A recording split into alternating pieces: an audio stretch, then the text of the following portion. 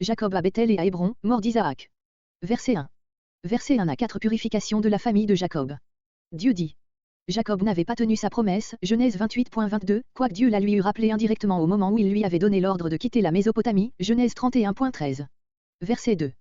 Pour s'approcher de Dieu, Jacob doit commencer par se purifier, lui et les siens, de tout ce qui pourrait empêcher Dieu d'accepter l'accomplissement de son vœu.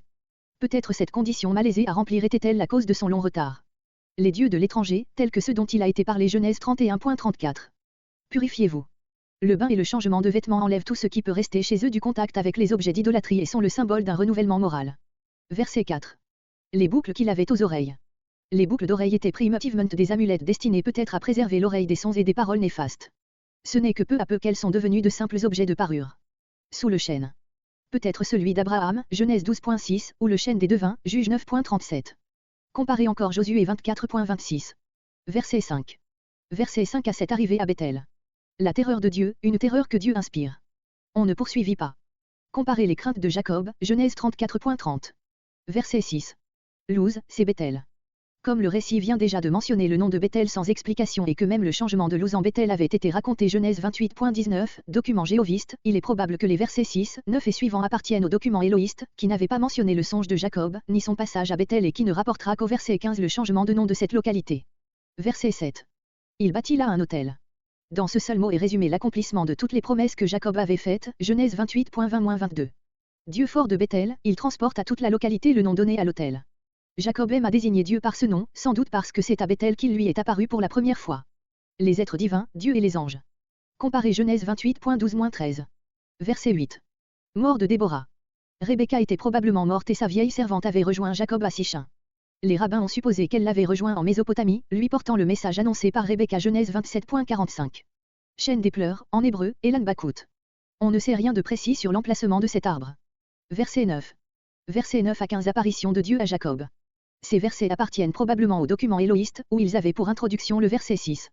Ce document était beaucoup plus bref que le jéhoviste sur toute cette histoire. Après avoir raconté en 2 mots le départ de Jacob de Padan Aram, Genèse 31.17-18, il mentionnait son passage à Sichem, Genèse 33.18, pour raconter enfin avec plus de détails son arrivée à Bethel et l'apparition de Dieu, qui fait maintenant reposer sur lui la bénédiction patriarcale. Le document éloïste marque ainsi le moment solennel où Jacob, rentré avec sa famille dans le pays de Canaan, devient le chef de la famille élue. Comparez notre introduction à l'histoire d'Isaac. Encore. Ce mot, probablement ajouté par le rédacteur, fait allusion à la première apparition à Bethel, chapitre 28, que l'auteur éloïste n'avait pas raconté. Verset 10. Verset 10 à 13. Peut-être l'éloïste donne-t-il ici le contenu de la bénédiction mentionnée dans le jéhoviste à la fin de la lutte de Jacob, qui ne se trouve pas dans l'éloïste. Ou bien ce peut être une confirmation de cette bénédiction. Ce moment où Dieu change le nom de Jacob correspond à celui marqué par le chapitre 17 dans la vie d'Abraham, changement de nom et institution de la circoncision. Aucun fait semblable n'est raconté relativement à Isaac. Verset 14. Versets 14 à 15. Jacob, en accomplissant son vœu, relève et consacre de nouveau le monument qu'il avait dressé plus de 20 ans auparavant, Genèse 28.18-19. L'éloïste ne fait aucune allusion à ces faits précédents qu'il n'avait pas racontés. Verset 16. Verset 16 à 20 Naissance de Benjamin et mort de Rachel. Éphrate. Voir au verset 19.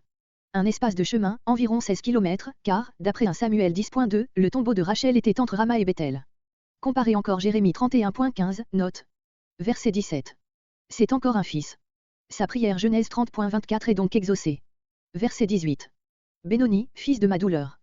Jacob change ce nom de mauvais présage en celui de Benjamin, fils de ma droite, qui est de meilleur augure, car la droite est le côté favorable.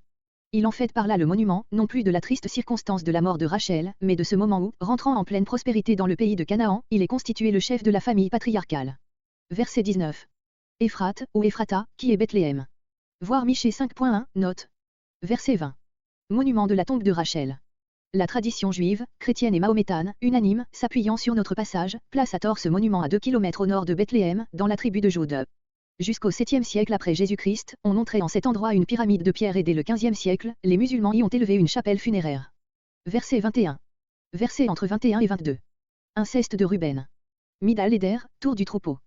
Il y avait dans les pâturages de Jude de nombreuses tours pour la surveillance des troupeaux. Comparez 2 Chroniques 26.10. L'une de ces tours, peut-être plus grande que les autres, avait donné son nom à la localité mentionnée ici. Michée 4.8 identifie cette dernière avec Jérusalem. Jacob arrive donc à l'endroit où est maintenant Jérusalem après avoir enterré Rachel, ce qui confirme ce que nous avons dit plus haut de la position du tombeau de Rachel au nord de Jérusalem. Verset 22. En commettant cet inceste, Ruben songeait peut-être à secouer l'autorité paternelle et à se poser en chef de la famille. Comparé 2 Samuel 16.22, où Absalom, par un crime analogue, se pose en prétendant. Israël l'a pris. Il ne semble pas avoir sévi à ce moment contre Ruben, mais, sur son lit de mort, il le prive de son droit d'aînesse, à cause de ce crime, Genèse 49.3-4. Comparez une Chronique 5.4. Verset 23. Versets 23 à 26 Les 12 fils de Jacob. Au moment de commencer une nouvelle section, dans laquelle ces 12 fils de Jacob joueront le rôle essentiel, l'auteur rappelle leur nom. Ces versets sont donc la transition entre l'histoire d'Isaac, chapitre 25 à 36, et celle de Jacob et de ses fils, chapitre 37 à 50. Les 12 fils sont groupés, comme dans les chapitres entre 29 et 30, d'après leurs mères et dans chaque groupe d'après leur âge. Qui lui naquirent à Padan Aram, à l'exception de Benjamin, mais l'auteur, qui est l'éloïste, ne juge pas nécessaire de relever ce détail. Ce qu'il veut faire ressortir, c'est que la famille de Jacob s'est formée hors du pays de Canaan. Verset 27. Versets 27 à 29 Arrivée de Jacob à Hébron, mort d'Isaac. Manré, la ville d'Arba, Hébron. Voir Genèse 13.18, note. Isaac était donc revenu plus au nord, depuis que Jacob l'avait quitté à Beer-Séba. Nous verrons au verset suivant que ce retour de Jacob auprès de son père peut avoir eu lieu longtemps avant la mort de ce dernier. Verset 28. 180 ans. Ce chiffre nous montre que, selon son procédé constant, l'auteur mentionne ici la mort du patriarche par anticipation, comparé Genèse 11.32, Genèse 25.7, Genèse 25.17.